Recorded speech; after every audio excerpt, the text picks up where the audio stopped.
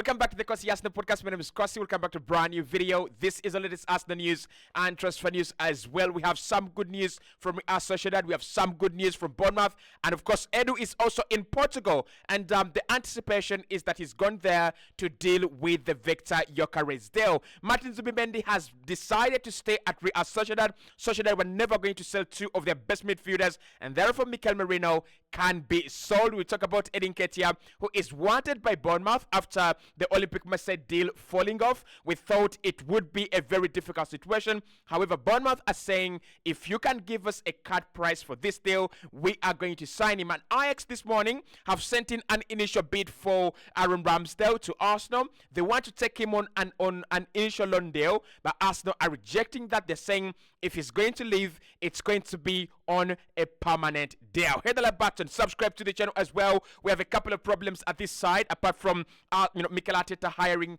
professional pickpockets, we have transfer problems. But let's start off with a big story about Edu flying out to Portugal. Now, yesterday, Edu flew out to Malaga, and the big anticipation is that he's gone there to deal with the Victor Gyokeres deal. Honestly, in Portugal right now, there's so many talents, but I think Arsenal are just interested in one, and we don't have time. So I wasn't surprised to hear that Edu is going to Portugal, or has flown to Portugal to go and deal with things himself.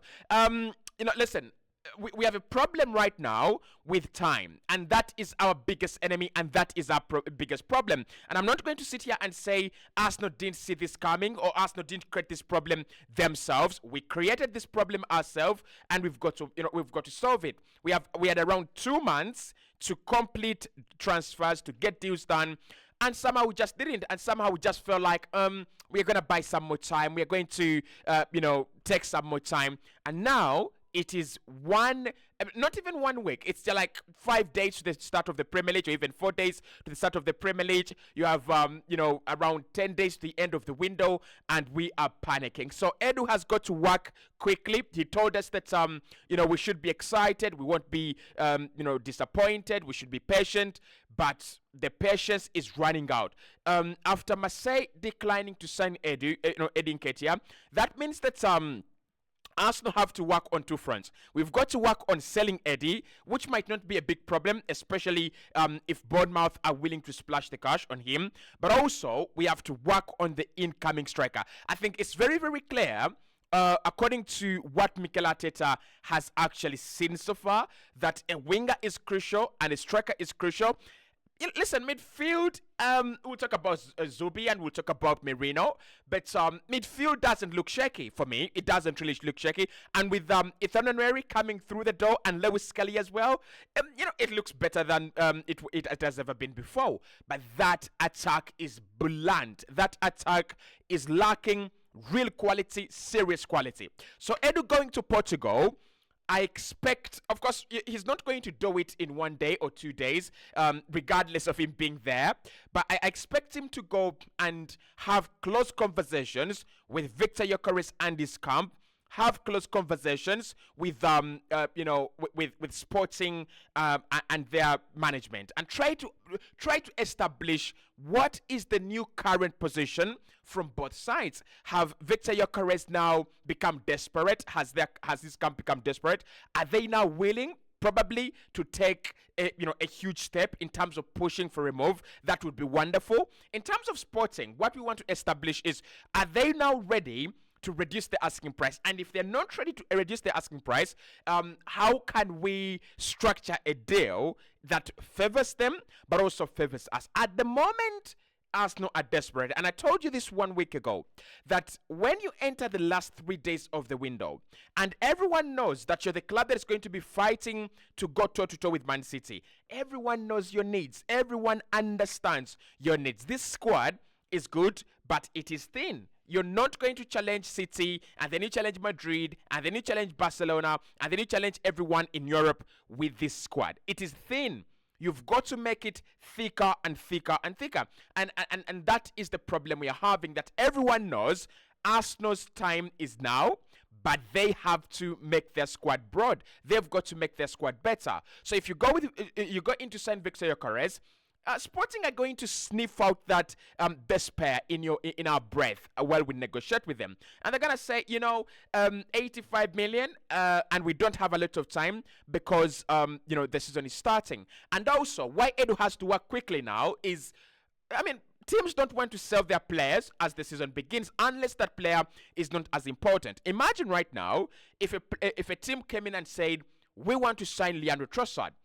Trossard is a sellable asset. I think we can cash in on him, but not right now. Not 1 week to the start of the Premier League. Not in 2 days to the start of the Premier League. You cannot sell Trossard right now. Like, seriously, you can't. But if a club came in June and they said, listen, Arsenal, we have 45 million for Leandro Trossard, or we have 35 million for Leandro Trossard, we would have had some contemplation. We would have had some discussions internally. Do we accept the bid or do we not? So Edu in Portugal, we hope he does some good business. We hope he does some goodness. Again, listen, I won't be surprised for Edu to sign another mysterious Fabio Vieira from Portugal. He's done that before. He's gone to Portugal and he signed Fabio Vieira. We never expected the deal. No one thought the Fabio Vieira would have been an Arsenal player. And I don't want to say the deal was bad. I think the quality in the player is there. I think the manager needs to trust him more and needs to give him more game time, but also he needs to stay fit, and when he gets his opportunities he needs to use them, right? So we are in Portugal. Our sporting director is in Portugal. Let's wait and see whether we can get some deals done. Now Ajax have sent a bid in this morning for Aaron Ramsdale. Arsenal have rejected the bid right away because it is wide of what we want, but it's also wide of our expectations.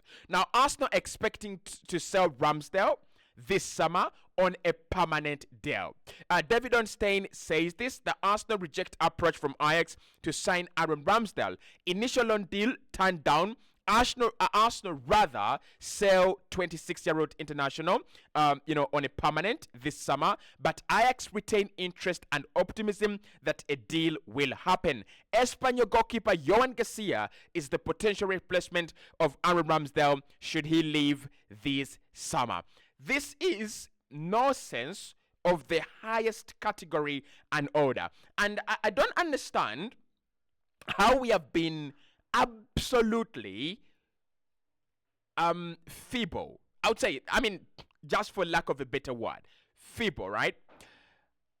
We brought in David Raya last summer, and David Raya coming in last summer, the reason for him to come in was to make the Arsenal department better, and he was going to be Arsenal's number one. And even a person like me who has a lot of optimism in Mikel Arteta's words, when I saw David Raya, I knew. I look at his numbers, save percentage, catching crosses, playing out from the back, passing accuracy, and I knew he was going to be Arsenal's number one and Ram was going to be number two. And I remember saying last summer, Ram is never going to accept being a number two. The first reason for him to push to come to Arsenal was his ambition as a player. He wants to achieve great things. He wants to be a great goalkeeper. He wants to be an important part, part of an important project. And there is no way you're going to sign a player like that. You make him your number one, and then 2 years later you make him your number two. That was never going to work. That kind of psychology, it was never going to work on Ram. So Arsenal knew right from last summer, that they were going to sell Ramsdale because the player was never ever happy to be there. We had a whole season for us to find solutions on Ramsdale. We had another whole summer, right, for us to find solutions for Ramsdale. And now, 2 freaking days to the beginning of the Premier League, Arsenal are panicking because we are receiving bids for Aaron Ramsdale and we do not have a replacement. I don't want to call out any names here. I want this video to stay as clean as I started it. But this has been weak and this has been incompetent from Edu and whoever is working with him on these deals. This has been incompetent.